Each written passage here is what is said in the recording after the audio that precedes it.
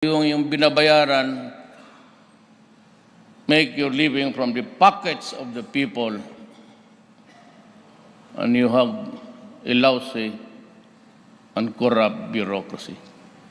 I have friends and political supporters whom I appointed to public office and then dismissed or caused to resign.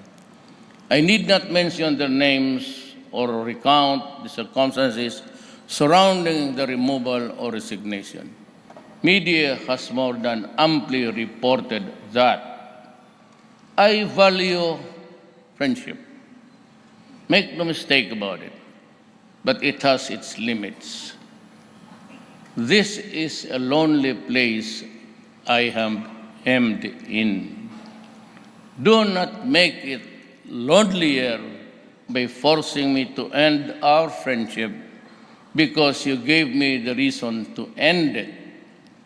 It pains me to no end the loss of friendships, and that is why I appeal to you to help me in my cause so that our friendship will endure.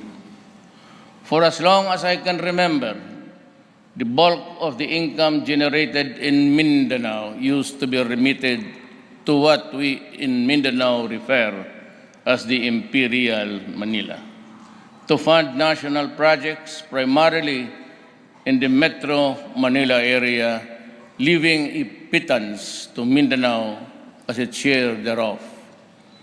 Mindanao was dubbed as the land of promise, and Mindanaoans say in derision that is so because what it got from government through the years were promises, promises, and more promises.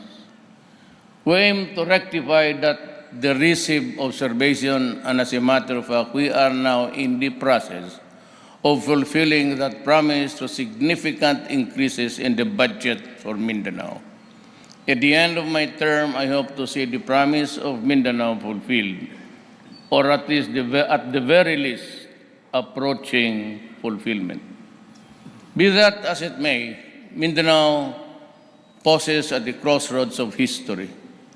One road leads to harmony and peace, the other to war and human suffering. Despite all that has been said or against the Bangsamoro Organic Law by all sectoral groups, I make this solemn commitment that this administration will never deny our Muslim brothers and sisters the basic legal tools to chart their own destiny within the constitutional framework of our country. When the approved version is transmitted and received by my office, the law has been passed actually, and I intend to give me 48 hours to sign it and ratify the law.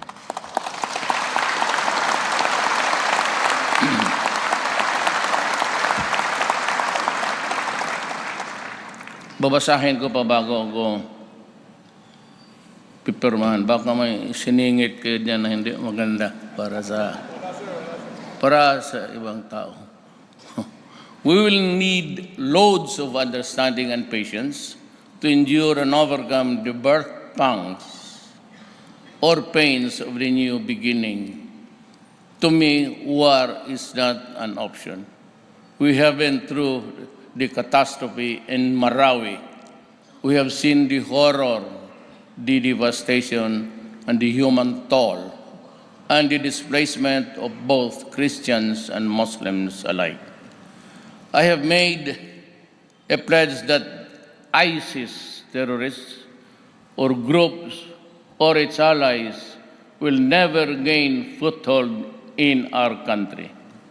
Yet, when what remained of the decimated Maoti ISIS group in Marawi finally saw the error of their ways and expressed their desire to be reintegrated into society, we welcome them with open arms and embark on a genuine efforts to embrace a peaceful, productive life for them. We owe it to our fallen soldiers and police officers in Marawi and elsewhere to put an end to the bloodshed and seek the path of true peace, a peace that will last beyond this lifetime and whose dividends our children will reap. On international relations, we shall continue to assert and pursue an independent foreign policy. Our long-term national development and national security goals come first. We shall continue to reach out to all nations regardless of their prevailing political persuasions or proximity to or distance from our shore, so long as this nation wish us well. Our stronger bonds with our ASEAN friends have made possible our trilateral border patrols with Indonesia and Malaysia, which has since then put out of business sea pirates, piracy, and other terrorists who used to infest our shared seas.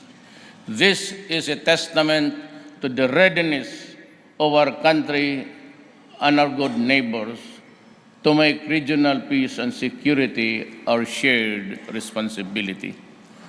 We have successfully hosted the 50th ASEAN anniversary and the 31st ASEAN Summit last November 2017. We have shown the world that we are capable when we work together.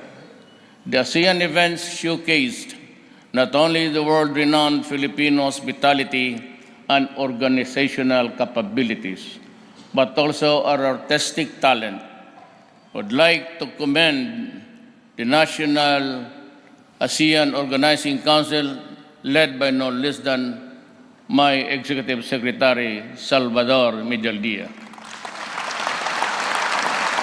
Our re-energized relations with China has also led to an unprecedented level of cooperation between our nations on the war against transitional crimes. Our shared intelligence led to the discovery and dismantling of the clandestine Shabu laboratories and the arrest of Chinese chemists with the Dragon organization called Wu Syndicate. Our improved relationship with China, however, does not mean that we will waver in our commitment to defend our interests in the West Philippine Sea. This is why we engage China through this bilateral and multilateral platform, such as the ASEAN-China and the Philippines-China bilateral consultation mechanism. Opening lines of communication and amicably managing differences have led to positive development that include renewed access of Filipino fishermen to the areas in dispute in the Philippines, West Philippine Sea. Participation in the ASEAN-China dialogue has also resulted to the draft framework for the Code of Conduct in the South China Sea, which intends to resolve peaceful disputes by peaceful means. We admire our Filipino migrant workers for their selflessness and courage in enduring the hardships of living away from home to provide for their families. You epitomize the innate resilience of the nation. You have shown your willingness to toil and sacrifice day in and day out for the long-term good of your family, loved ones. You have also contributed greatly to the national economy, even as you help in small and big ways to the economies of our international partners. This is why we strongly condemn the deaths and abuses experienced by Filipino migrant workers in the hands of their foreign employers. I have said this before and I say it again. I am a worker of government, and it is my vow to make sure